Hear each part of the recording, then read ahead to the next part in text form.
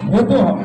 তো এইটা দেখা যায় আমরা 4 দিনের মধ্যে এটা সমাপ্ত করছি, কিন্তু এর মূল্য অনেক।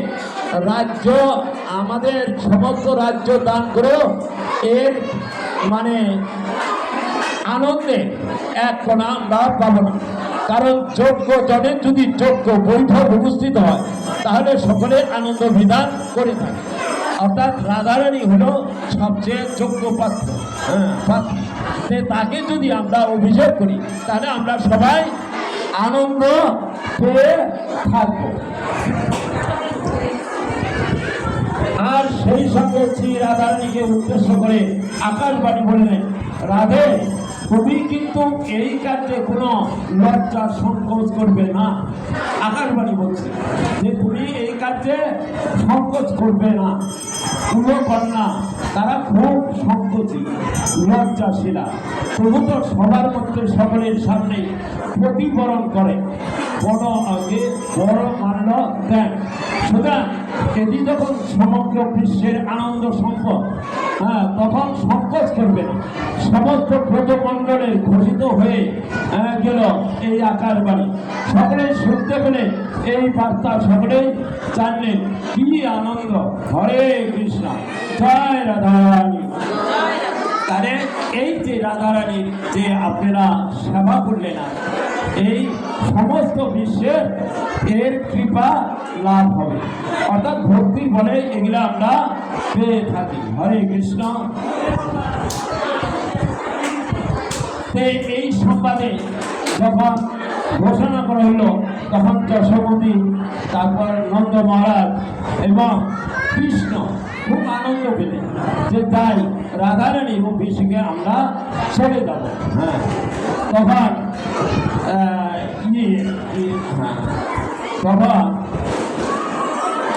যশোদা উনি খুব রাধারানীকে খুব ভালোবাসেন এবং কোনো কোনো সময় মানে রাধারানীকে নিয়ে উনি রন্ধন করে কৃষ্ণকে সেবা দিন। সে রাধারানী আবার কৃপা লাভ করেছিলেন রন্ধনে, অর্থাৎ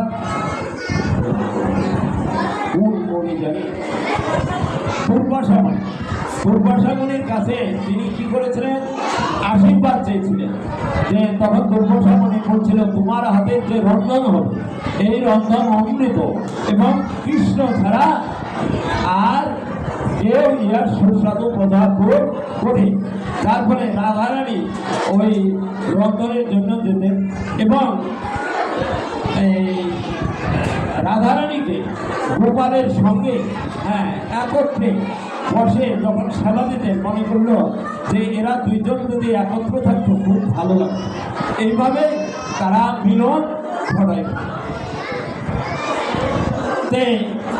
এইভাবে যখন ওনারা আসলেন ওই বিশ্বভানু রাধার বাড়িতে, তখন পরস্পরে আলিঙ্গন করলেন, রাধারানীকে প্রেম আলিঙ্গন করলেন, সবাই পুরোহিত। এদিকে বিশ্বভানু বা কীর্তিকা মাতা কন্যার এই অভ্যুত্থানে পরমানন্দ সাগরে ভাসমান করে।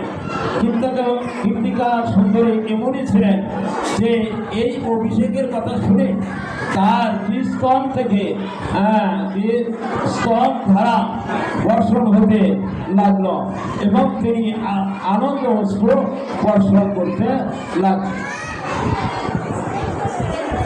এই সংবাদ আবার কি শুনলেন? চন্দ্রাবলী।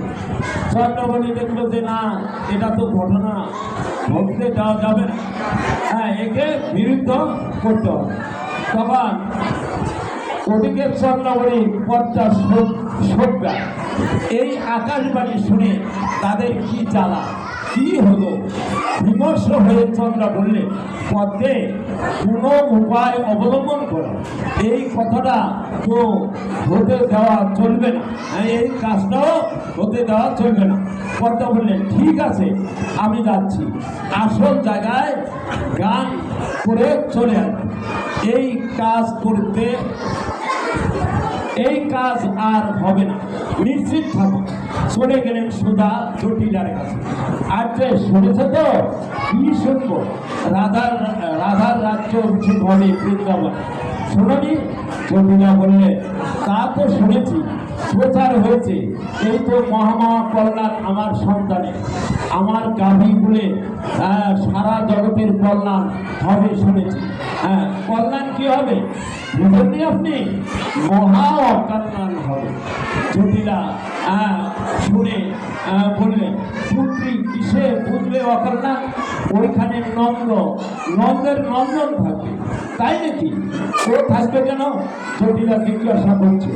পদ্মা বলছে ওখানে থাকবে সবার আগে, ও ওখানে থাকবে সবার আগে। কৃষ্ণ ওইখানে কি করবে?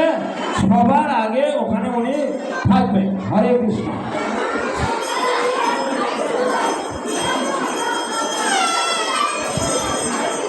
এই তো আপনি জানেন, এটা সবাই জানে। এই অঙ্গনা জাতি, যেমন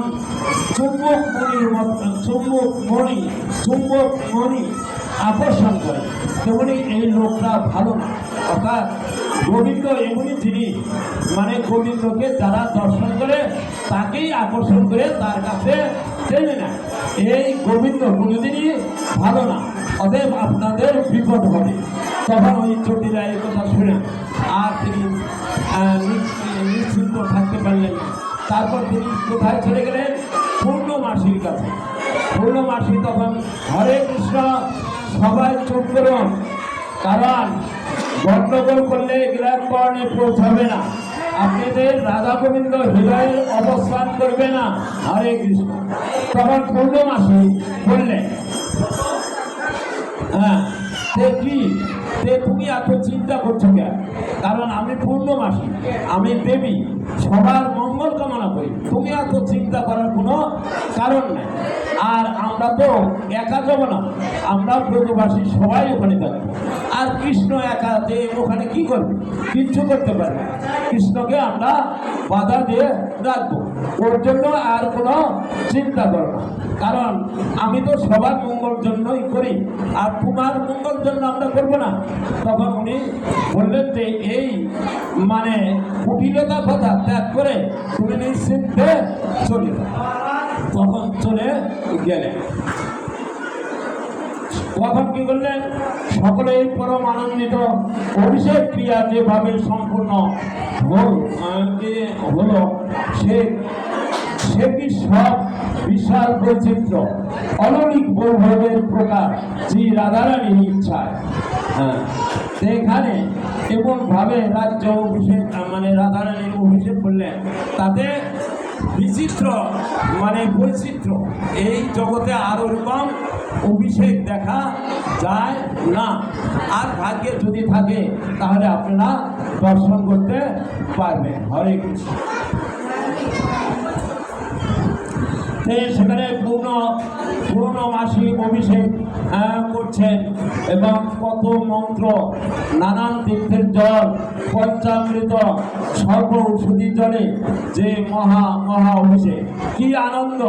বলা হয় বাদ্য বাজছে, মহা অভিষেক। জয় জয় রাধা রানী কি জয়।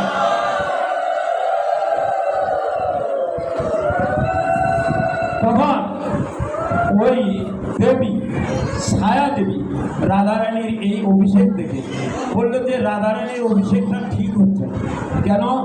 কারণ রাধারানীর অভিষেক 500 মানে 5 ক্রোশ পর্যন্ত বৃন্দাবনে অবস্থান করছে। তো এই অভিষেক তো ঠিক হচ্ছে না, কারণ রাধারানীর যে অভিষেক এবং এই ব্রহ্মাণ্ডকে কোটি কোটি ব্রহ্মাণ্ড এই আলো মানে ছড়িয়ে যাবে। কিন্তু তখন ওই এই কথা শুনে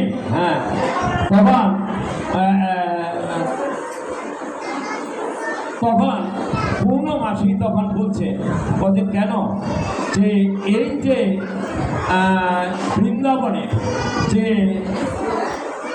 চরণ বৈকুণ্ঠের সম্পত্তি বিরাজমান, যে তার এক কোণা সামান্য, যে এই যে বৃন্দাবনের যে চরণ ধুলি কণা, একটি কণা, সেই কণার যে মূল্য সেটা বৈকুণ্ঠ ও সমান নয়, অনন্ত যদি বৈকুণ্ঠ মিলাও সেটা সমান হতে পারে না। অতএব এই ব্রহ্মাণ্ডের যে সমস্ত সংকট বা অনন্ত কোটি ব্রহ্মাণ্ডের যে সংকট তাহা বৃন্দাবনে অবস্থান আছে। বৃন্দাবনে কোনো অভাব নাই। ঐশ্বর্য, বীর্য, জল, শ্রী যে ছয়টি সেটা বৃন্দাবনে অবস্থান আছে। এখানে কোনো অভাব নাই। বৃন্দাবন যদিও ছোট, সেখানে কোনো অভাব নেই। তাই আমাদের এই যে ঝুলনলীলা এটা সমস্ত ব্রহ্মাণ্ডে ছড়িয়ে গিয়েছে, এটা কোনোদিন এক জায়গায় নয়।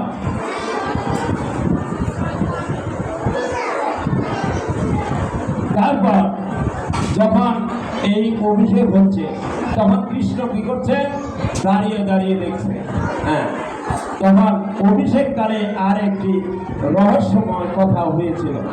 যখন অভিষেক হচ্ছে, ওই মহা অভিষেক মানে স্নপিত হচ্ছে রাধারানী, ঠিক তখনই সামনে দাঁড়িয়েছিলেন গোবিন্দ, ঠক ঠক করে কাঁপছে। ওই রাধারানীর অভিষেক দেখছেন, আর রাধারানী ঠক ঠক করে না, কৃষ্ণ ঠক ঠক করে কাঁপছেন। কেন কাঁপছেন? কেন কাঁপছেন? কারণ রাধারানীর যে প্রেম আর রাধারানীর যে এই আকর্ষণ, এত প্রেম কোথাও নেই। আর অভিষেকে এত উজ্জ্বল দেখাচ্ছে, তা উনি ঠক ঠক করে কাঁপছেন। রাধার অভ্যুদয় দেখে সাত্বিক বিকার, এটা কি হলো? এটা বললো যে এটা হলো গোবিন্দের সাত্বিক বিকার, অর্থাৎ সাত্বিক বিকার। যখন রাধা এই জগতের কৃষ্ণ প্রেম নামে যখন মানুষ প্রেমে মূর্ছা যায়, তখন তার ভিতর কি আসে? কম্পন আসে, অশ্রু আসে, গদগদ ভাব আসে। সেটা হলো শ্রীকৃষ্ণের এরকম ভাব আসে।